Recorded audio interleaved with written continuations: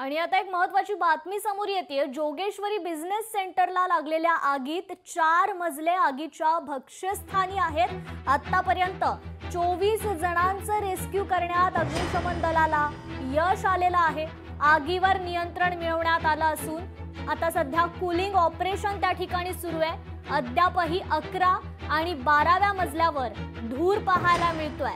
मुंबईतील जोगेश्वरी पश्चिम भागातील JMS बिझनेस सेंटर मध्ये ही भीषण आग लागलेली आहे। घटनेत जवळपास 7 जण जखमी झाली असल्याची माहिती मिळतेय।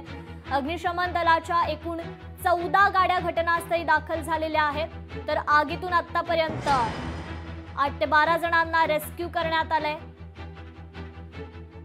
या संदर्भात आपण अधिक अपडेट घेऊयात। आपले लोकशाहीचे प्रतिनिधी स्वप्नील जाधव आपल्याशी जोडले गेलेले आहेत। स्वप्नील, मुंबईतील जोगेश्वरी पश्चिम भागातील एका JMS बिझनेस सेंटर मध्ये ही भीषण आग लागली आहे। अनेक जण त्या ठिकाणी अडकल्याची खरं तर भीती वर्तवण्यात आली होती। अनेक जणांचं रेस्क्यू करण्यात आलेलं आहे। काय आहे या संदर्भात अधिक अपडेट?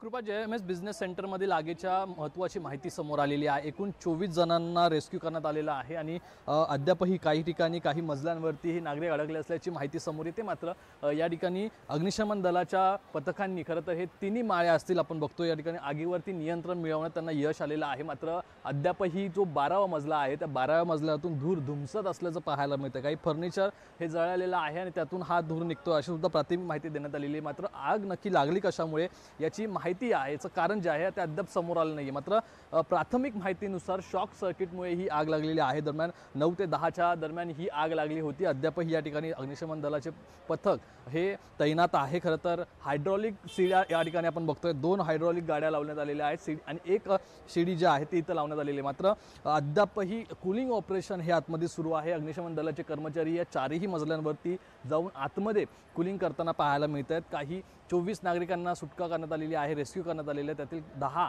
लोकांना जे आहे ते जवळच्या HBT रुग्णालयामध्ये दाखल करण्यात आलेले, त्यांच्यावर प्रथमोपचार देऊन त्यांना सुद्धा सोडण्यात येणार आहे। मात्र अद्याप या आगीच्या भक्ष्यस्थानी हे 4 जरी मजले आले असले तरी यामध्ये काही क्लिनिक्स होते। यामध्ये एका माळ्यावरती हॉस्पिटल होतं तर दुसऱ्या माळ्यावरती फिजिओथेरपी सेंटर होतं।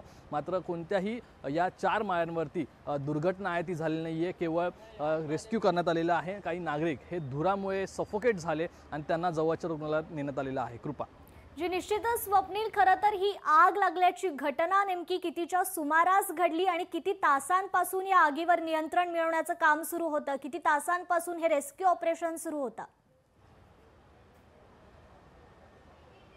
जवळपास 5-6 तासांपासून हे रेस्क्यू ऑपरेशन सुरू आहे। सकाळी 9:30 ते 10च्या दरम्यान ही आग लागली होती। दरम्यान पहिली आग लागली तेव्हा खरं तर 10व्या मजल्यावरती आतमध्ये आग लागली होती। मात्र जेव्हा मोठ्या प्रमाणात आगीचं स्वरूप पाहायला मिळालं 10:30च्या स्वरूपात खरं तर आग आणि धुराचे लोट आहेत ते बाहेर येऊ लागले आणि स्थानिक नागरिकांनी आग लागल्याचं प्रथम दर्शनी दिसताच जवळ पोलीस स्टेशन असेल, अग्निशमन दल असेल यांच्याशी संपर्क साधण्याचा प्रयत्न केला। मात्र पाहताच त्यांनी लेवल 2 ची आग जी आहे ती 10:30 आणि 11च्या दरम्यान लेवल 3 मध्ये गेली आणि एकूण 4 मजले हे भक्ष्यस्थानी आहेत। मात्र ही बिल्डिंग जी आहे आपण बघतोय काचेची आहे। काचेची बिल्डिंग असल्यामुळे धुराचे लोट आतल्या आतमध्ये धुमसत राहिले आणि कुठेतरी मोठा फटका येथील नागरिकांना बसलेला आहे। मात्र घबराटीचं वातावरण होतं, भीतीचं वातावरण होतं। मात्र सध्या आगीवरती नियंत्रण मिळवण्यात आलं असून या ठिकाणी आपण बघतोय आगीवरती नियंत्रण मिळवलं असून कूलिंग ऑपरेशन सुरू असल्याचं पाहायला मिळतंय। जी, निश्चित स्वप्नील, धन्यवाद आपण दिलेल्या या सविस्तर अपडेट बद्दल।